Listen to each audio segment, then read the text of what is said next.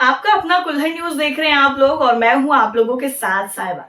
देखिए, उत्तर प्रदेश जो है वो जनसंख्या के लिहाज से देश का सबसे बड़ा सूबा है और उत्तर प्रदेश की राजनीति पूरे देश की राजनीति पर असर डालती है। ये तो हम सभी लोग जानते हैं।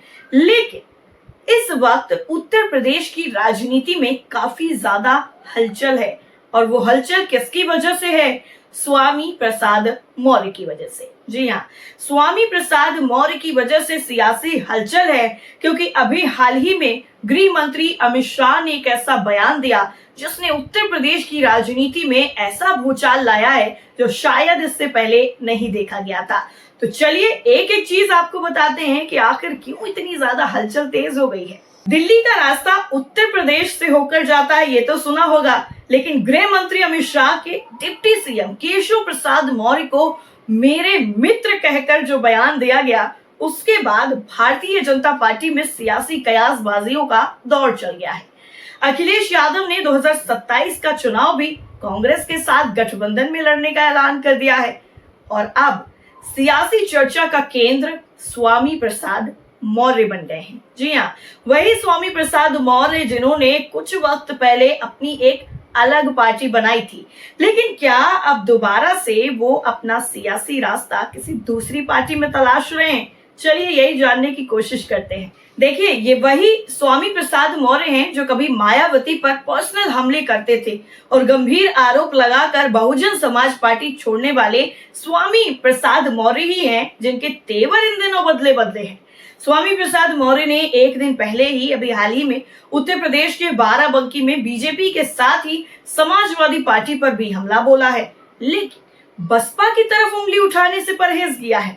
उन्होंने बसपा प्रमुख मायावती की तारीफ करते हुए उन्हें अब तक का सबसे बेहतर मुख्यमंत्री बता दिया।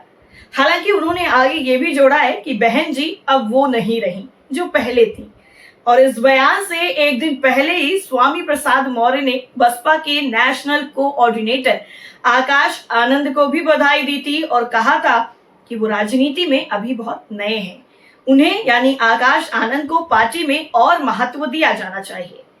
और स्वामी प्रसाद मौर्य के 2 दिन में आए इन 2 बयानों के बाद सवाल उठ रहे हैं कि आखिर वो अचानक मायावती के फैन क्यों हो गए हैं। उत्तर प्रदेश की राजनीति में घाट घाट का पानी पी चुके स्वामी की बसपा पर नरमी, मायावती के सीएम कार्यकाल की तारीफ करना, आकाश आनंद को बधाई देकर महत्व की वकालत करना, कहीं उनके सियासी सफर के फिर से अपनी पुरानी पार्टी की ओर मुड़ने का संकेत तो नहीं है? क्योंकि स्वामी प्रसाद मौर्य ने अपने सियासी सफर का आगाज बसपा के साथ ही किया था। 1996 में बसपा की टिकट पर डलमऊ सीट से पहली बार विधायक निर्वाचित हुए स्वामी की गिनती मायावती के सबसे करीबी, सबसे ताकतवर नेताओं में होती थी। मायावती की अगुवाई वाली यूपी की बसपा सरकार के कार्यकाल में भी स्वामी प्रसाद मौर्य का रुतबा काफी ज्यादा था। स्वामी प्रसाद मौर्य सबसे ज्यादा ताकतवर मंत्रियों में गिने जाते थे। 2012 के उत्तर प्रदेश चुनाव में बसपा की सत्ता से विदाई के बाद हालात बदले और स्वामी की सियासी नाव भी डावाडोल होने लग गई। 2014 के लोकसभा चुनाव में बसपा 0 पर सिमट गई और स्वामी नए सियासी ठौर की तलाश में जुट गए। स्वामी प्रसाद मौर्य ने अगस्त 2016 में मायावती पर पैसे लेकर टिकट बेचने जैसे गंभीर आरोप लगाकर पार्टी छोड़ दी और बीजेपी का दामन थाम लिया। 2017 के यूपी चुनाव में बीजेपी की जीत के बाद योगी आदित्यनाथ की अगुवाई वाली सरकार में स्वामी मंत्री भी बन गए, लेकिन 2022 के चुनाव से पहले पार्टी से उनका मोह भंग हो गया और मंत्री पद से इस्तीफा देकर वो सपा की साइकिल पर सवार हो गए। और फिर आया 2022 का चुनाव। यूपी के 2022 के चुनाव में स्वामी प्रसाद मौर्य अपनी सीट भी नहीं जीत सके। बसपा छोड़ने के बाद स्वामी ने पहले बीजेपी का दामन थामा, मंत्री बने और फिर सपा में चले गए, लेकिन वैसा रुतबा नहीं रहा जैसा बसपा में हुआ करता था।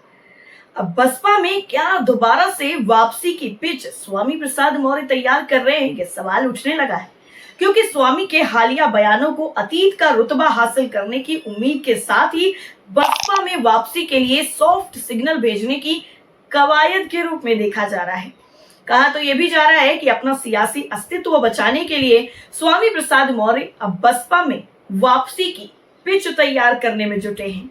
देखिए, स्वामी प्रसाद मौर्य ने भले ही अपनी जनता पार्टी नाम से दल बना लिया हो, लोक मोर्चा नाम से गठबंधन बना करके खुद को सीएम फेस भी घोषित कर दिया, लेकिन वो रुतबा नहीं लौट सका जो कभी बसपा में हुआ करता था। और शायद उन्हें अंदाजा हो गया है कि बीजेपी और सपा की सीधी फाइट में तीसरा मजबूत कोड बसपा ही दे सकती है। बसपा भी पुराने नेताओं के पार्टी छोड़ने के बाद अपने वजूद की लड़ाई लड़ रही है, हर कोई जानता है। और स्वामी सियासत में खुद को प्रासंगिक बनाए रखने की भी कोशिश कर रहे हैं। लेकिन अब देखना ये काफी ज्यादा दिलचस्प होगा कि क्या स्वामी प्रसाद मौर्य का जो ये बसपा के लिए प्रेम जग रहा है वो दोबारा उनको पार्टी की तरफ ले जाने के लिए तो नहीं है, या फिर उनका कोई और सियासी मकसद हो सकता है। वैसे आपको क्या लगता है कि स्वामी प्रसाद मौर्य इतना ज्यादा सॉफ्ट कॉर्नर क्यों दिखा रहे हैं? कमेंट करिए और बताइए। और हाँ, आपके अपने कुल्हड़ न्यूज को लाइक कीजिए, सब्सक्राइब कीजिए और हाँ, वीडियो को शेयर करना बिल्कुल मत भूलिए। नमस्कार।